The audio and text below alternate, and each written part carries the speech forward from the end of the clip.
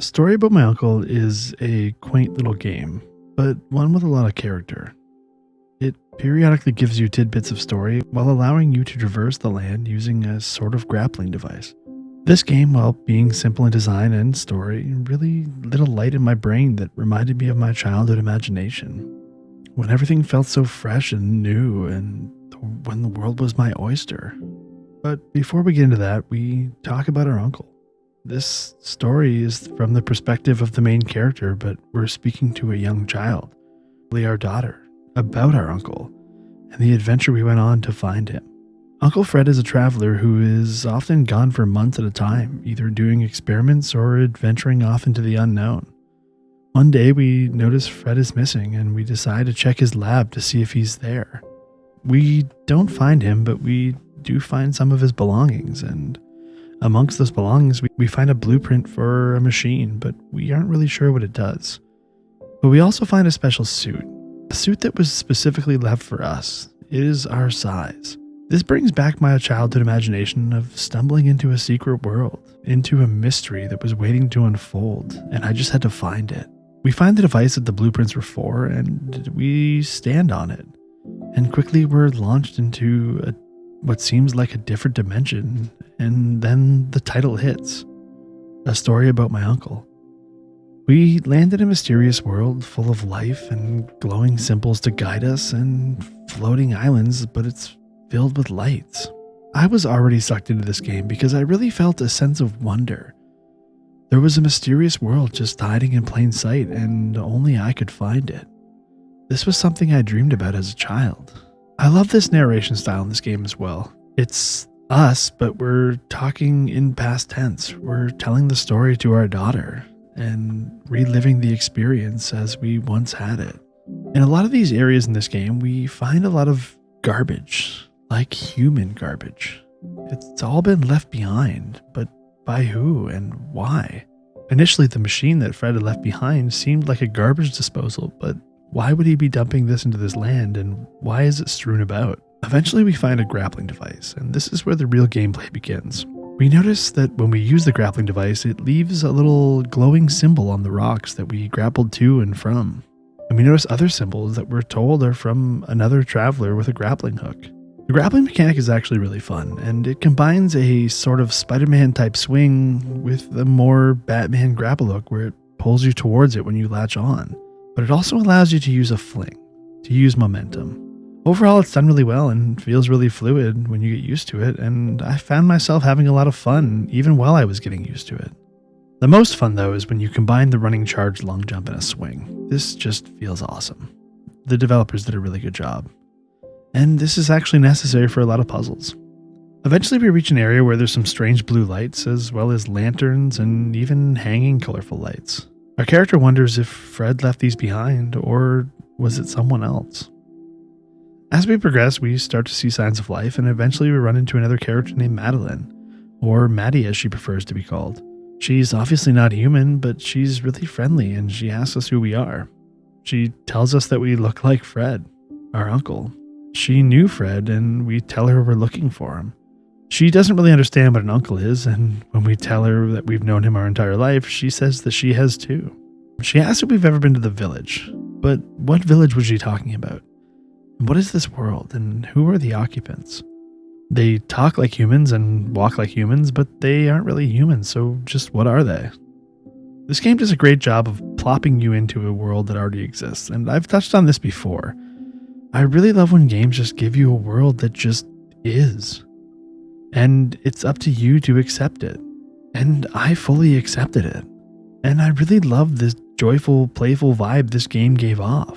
Like I said before, it really touched on my childhood imagination of just a mysterious world waiting to be found. She instructs us to go to Fred's tent, and as he hasn't been around in a few days, but also tells us to talk to the elder, as they may know where Fred is. Our character mentions how it was strange that we could talk to someone who isn't human, but it could feel completely normal. I truly believe that kindness is the default trait in humans, and this game really touches on that.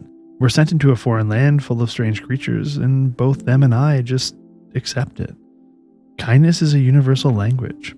As we venture around the village, we see other beings around a campfire, some at work, and just overall a very peaceful and calming environment. We notice their houses are made from trash. Trash from our world. This was the trash that Fred was sending into their world. The village is somehow still beautiful. It's lit with hanging lights and campfires, and everything just seems so peaceful.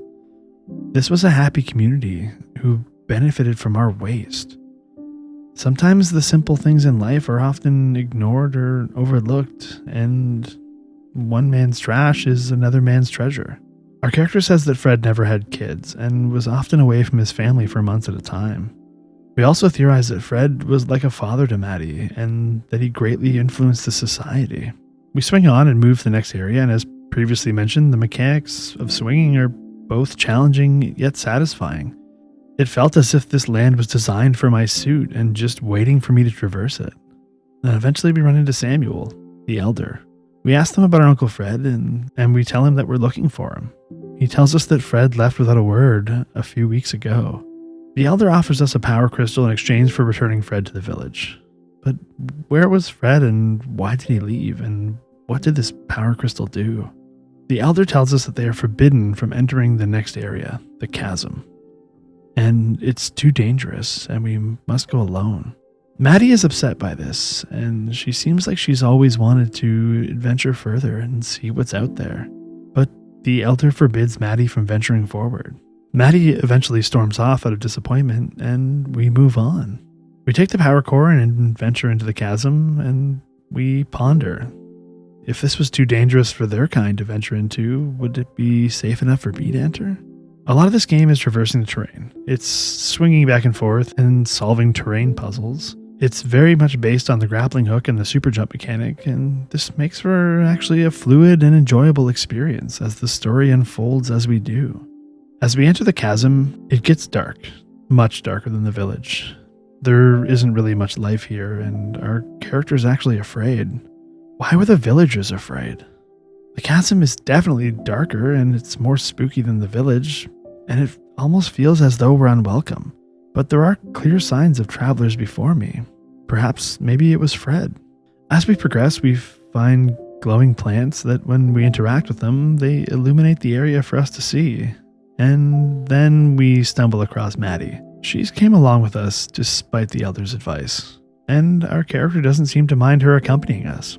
She has a book about what she calls the strays, but she says the villagers don't want to talk about them. She tells us that one sign we see says, "Don't move when the eye is looking," but she doesn't know what it means. Maddie accompanies us on our journey via a piggyback, and she tells us that she used to do the same with Fred. As we go, Maddie gives us some story as well as translating some of the text we find along the way. And as we go further, the light is dimming. The darkness is setting in, and we say that we're glad we're not alone. We approach a sign that says beware, but what exactly was down here, and what should I be afraid of? What was the elder so worried about? We make our way through the chasm, illuminating the light plants, grappling the holds, and following the path of the previous traveler. Where were we going, and where was Fred? Maddie tells us that Fred has been with her people since her people were first born. He helped build their village, and he helped them all with life in general.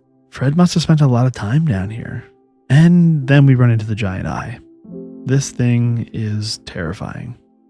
This is the one that the words warned us about, and it said don't move when the eye is open. The beast awakens, and it scans the area, and eventually it closes its eye. This is when I can move. I can only move when the eye is closed. This ends up being a fun little puzzle, and feels genuinely tense at times. But what would happen if it saw me move? I really didn't want to find out. Did Fred also make his way through this? The eye looked at me a few times, but I ended up making my way through, passing its everlasting gaze. We had to find Fred. We had to find our uncle. We stumble across more foreign language written on the walls, and Maddie tells us that it says welcome home. We stumbled across the home of the strays, and it's absolutely beautiful. At this point, I just wanted to know more. Who were the strays? Who was Maddie? What has my Uncle Fred been doing down here all this time? We swing further and eventually reach some giant islands. We think that the floating islands have to do with the glowing crystals that are laid about the land. That perhaps maybe they're keeping them afloat. These were the power crystals that the village told me about. We found that this area had powered machines, like wind turbines. and they're powered by the glowing crystals themselves. And there was a civilization down here, isolated from our human world and isolated from the village. Yet it was prospering, with the help of Fred, of course. These same crystals were used by Fred for his suits and his grappling hooks, but it seems the strays have built complicated machinery with them.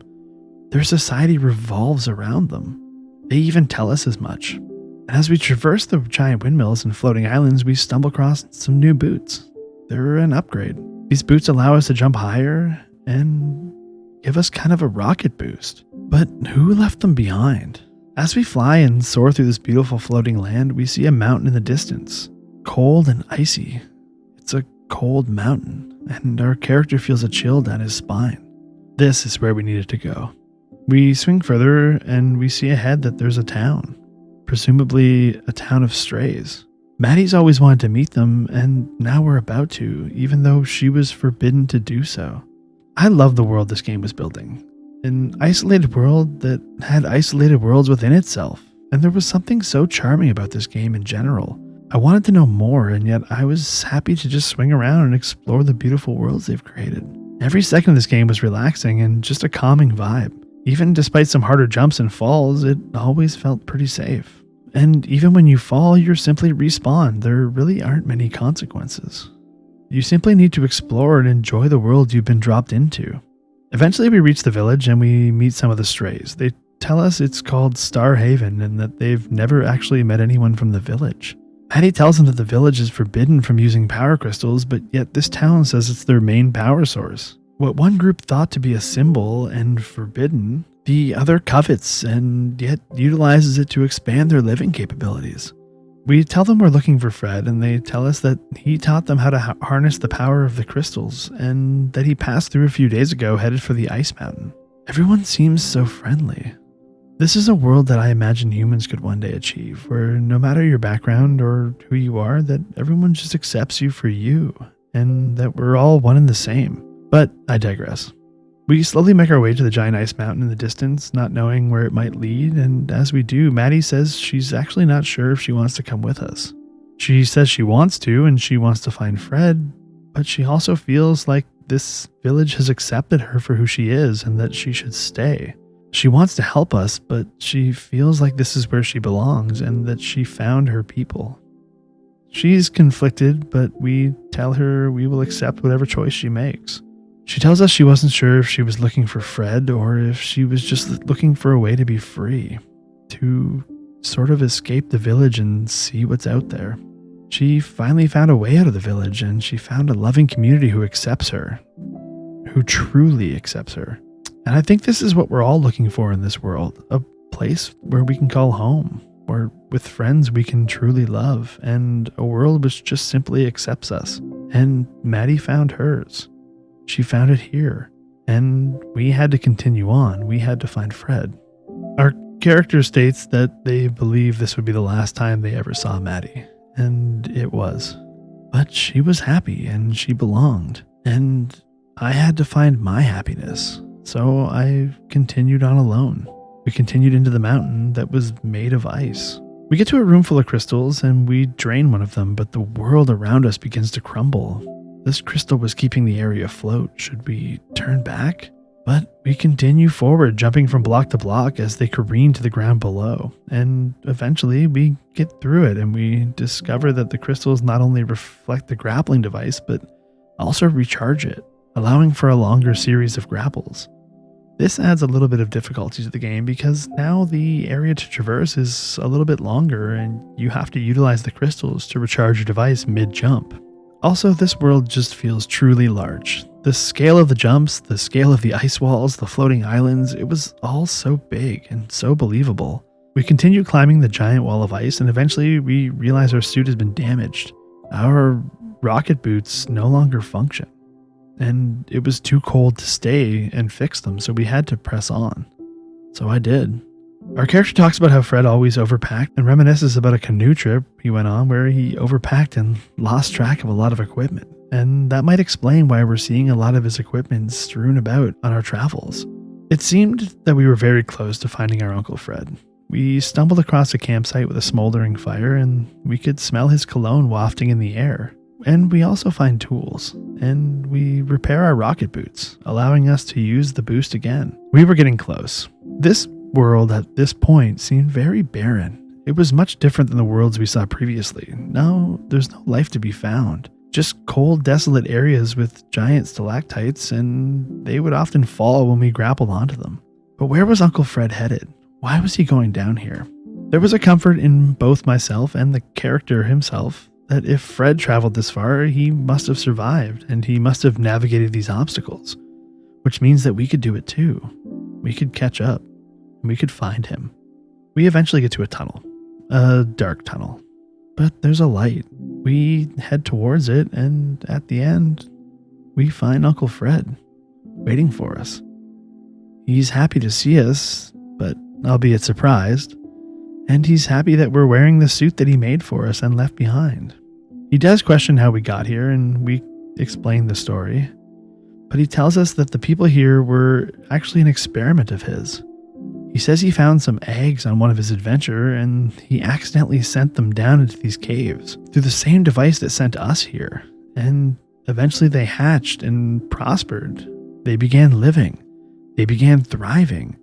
And by the time Fred came down here to check, they'd already settled in. They had established themselves. They had lives. He couldn't just abandon them. We tell him about Maddie and ask if he would go visit her because she misses him. He says that he should have taken her to Starhaven a long time ago. That's the place that we left her with the strays. He says that he should have taken her to the place where she belonged.